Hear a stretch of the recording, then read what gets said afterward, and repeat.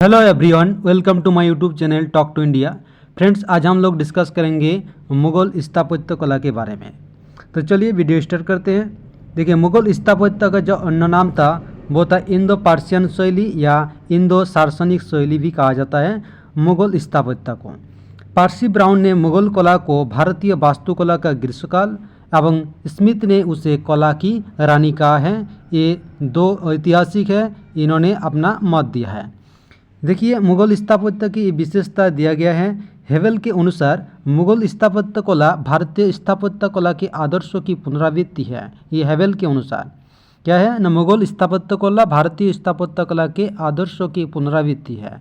और फार्गुसन के अनुसार स्वाभाविकता, मौखता एवं भव्यता मुगल स्थापत्य की प्रमुख विशेषता है। ये विशेषता के बारे में दो ऐतिहासिक दो मत दिए हैं। उसके बाद मुगल स्थापत्य शैली पूर्णतः भारतीय शैली नहीं थी, क्योंकि इसमें फारसी, दिल्ली की सल्तनत शैली, हिंदू, तुर्की शैलियों का बेहतरीन समन्वय दिखने पड़ता है मुगल स्थापत्य कला में। इसीलिए मुगल स्थापत्य शैली पूर्णतः भारतीय शैली नहीं थी। मुगल निर्माण में भवनों का व्यवहार खाका को प्रमुखता दिया गया है। ईवान कक्ष मुगल स्थापत्य में किसी भी आकार एवं योजना की स्तंभीय संरचना होती थी। भवनों के वाटरप्रूफ बनाने के लिए सरोज का प्रयोग हुआ। ये इम्पोर्टेंट है। भवनों को वाटरप्रूफ बनाने के लिए सरोज का प्रयोग हुआ है। यह सरोज किससे बनता था? चूने, रेत एवं लकड़ी के राख का मिश्रण था ये सरोज। उसके बाद मुगल स्थापत्य के प्रवेश द्वार पर चाप स्कंध लगते थे। उच्च चाप एक तैमूरी विशेषता है जो मुगल खोज को दर्शाता है। मुगल मस्जिद के बहिर्भाग उच्च केंद्रीय चाप से सुसज्जित है। उसके बाद ये इम्पोर्टेंट है, ट्यूडोर मेहराब एवं पित्रा शैली मुगल शैली की दो विशेषताएं हैं, पित्रा शैली और ट्यूडोर मेहराब। वेरी वेरी इंपॉर्टेंट है। संगमरमर के पत्थरों पर जहरात से की गई जड़ावट पित्रा कहलाती है। ये भी इम्पोर्टेंट है। इस शैली ने अपासदुरा शैली की जगह ली थी। कौन शैली? पित्रा शैली ने अपासदुरा शैली का जगह ले लिया है। संगमरमर के पत्थरों पर जहरात से की गई जड़ावट को पित्रा कहलाती है। एतमादुल्ला का मकबरा पहली मुगल संरचना है जिसमें पित्रा का प्रयोग हुआ है। ये वेरी वेरी इंपॉर्टेंट है। एतमादुल्ला का जो मकबरा है उसमें मुगल संरचना में पित्रा शैली का सर्वप्रथम प्रयोग हुआ है। वही उसका व्यापक प्रयोग ताजमहल में दिखाई देना पड़ता है। किसका? ये पित्रा शैली का। मुगल मकबरे का निर्माण फारसी चारबाग पद्धति के चौकार उद्यान के रूप में हुआ। ये भी इम्पोर्टेंट है, चारबाग पद्धति। ये उद्यान धरती पर कल्पित स्वर्ग के प्रतीक है जिन्हें हस्त विहस्त माना गया है। चारबाग पद्धति पर निर्मित प्रथम स्मारक हुमायूं का मकबरा है। ये वेरी वेरी इंपॉर्टेंट है, वेरी वेरी इंपॉर्टेंट। चारबाग पद्धति पर निर्मित पहला स्मारक हुमायूं का मकबरा है। उसके बाद शाहजहाँ के स्थापत्य में मकराना के सफ़ेद संगमरमर का प्रयोग हुआ है, लेकिन एतमादुल्ला का मकबरा पूर्णतः संगमरमर से निर्मित प्रथम मुगल मकबरा था। उसके बाद बाबर से लेकर अकबर द्वारा निर्मित स्थापत्य में मीनारों का अभाव था, लेकिन अकबर का मकबरा प्रथम स्थापत्य है जहां से मीनारों के प्रयोग की शुरुआत हुई। तो ये इम्पोर्टेंट है, अकबर का मकबरा ही प्रथम स्थापत्य है जहां से मीनारों का प्रयोग शुरुआत हुआ है। अकबर के मकबरे में मीनारों को निर्माण का श्रेय किसको दिया जाता है? जहांगीर को दिया जाता है। अकबर के मकबरा में मीनारों का प्रयोग हुआ है, लेकिन इन मकबरा में किसने मीनार लगाया था, मीनार बनाया था, प्रयोग किया था? जहांगीर ने। ये इम्पोर्टेंट है। अकबर ने अपने भवनों में अधिकतर लाल पत्थरों का प्रयोग किया है। ये भी इम्पोर्टेंट है। अकबर अधिकतर भवनों में लाल पत्थर का प्रयोग किया है। हालांकि इसका अपवाद सलीम चिश्ती का मकबरा है जिसका निर्माण उसने संगमरमर से करवाया था। ये एक एक्सेप्शन है। ये संगमरमर से निर्माण किया था सलीम चिश्ती का मकबरा। अधिक लाल पत्थरों से निर्माण किया था अकबर ने भवनों का। ये इम्पोर्टेंट है। जहांगीर का काल लाल एवं सफ़ेद पत्थरों के बीच की कड़ी माना जाता है। मेमार मुख्य वास्तुशिल्पी होता था, जबकि मीरे इमारत की निगरानी में स्थापत्य का निर्माण होता था। ये भी इम्पोर्टेंट, इसके निगरानी में स्थापत्य का निर्माण होता था मीरे इमारत, और मेमार मुख्य वास्तुशिल्पी होता था। अबुल फजल ने दो प्रकार के मजदूर, इजारा कुशल मजदूर एवं रंजीदार यानी दैनिक वेतन मजदूर का उल्लेख किया है।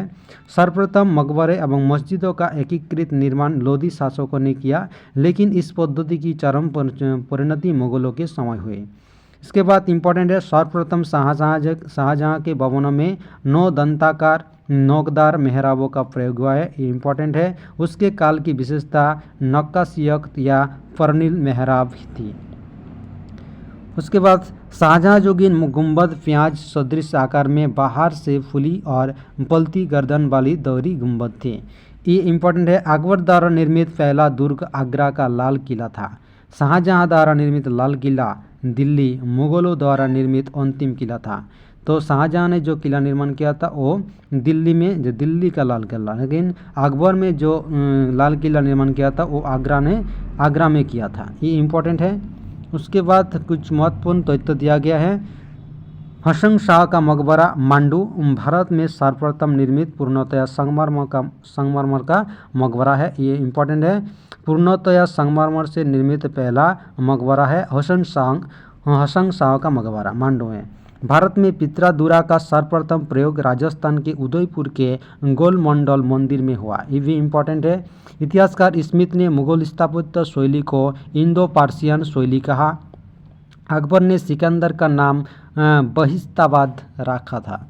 जहांगीर ने लाहौर में मोती मस्जिद तथा शाहजहाँ एवं औरंगजेब ने क्रमशः आगरा एवं दिल्ली में मोती मस्जिद का निर्माण करवाया था। लेकिन जहांगीर ने जो मोती मस्जिद निर्माण कराया था वो लाहौर में, ये कन्फ्यूज हो सकता है, तो याद रख लीजिए जहांगीर ने लाहौर में मोती मस्जिद निर्माण कराया था और शाहजहाँ ने आगरा में और औरंगजेब ने दिल्ली में मोती मस्जिद का निर्माण करवाया था, ये इम्पोर्टेंट है। उसके बाद बाबर के टाइम पीरियड में स्थापत्य के बारे में दिया गया है। बाबर ग्वालियर की स्थापत्य कला से अत्यधिक प्रभावित था। बाबर वो कहता भी है कि मैंने ग्वालियर में मानसिंह एवं विक्रमजीत के भवनों का गहराई से निरीक्षण किया, वे अद्भुत है।